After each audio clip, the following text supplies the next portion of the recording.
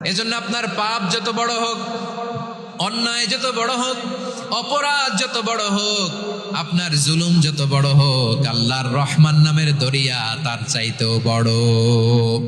আল্লাহ বলেন, খুলিয়া ইবাদিয়াল্লাযীনা আসরাফু আলা আনফুসিহিম লা তাকনাতু মির রাহমাতিল্লাহ ইন্নাল্লাহা ইয়াগফিরুয যুনুবা জামিআ ইন্নাহু হুয়াল গফুরুর রহিম।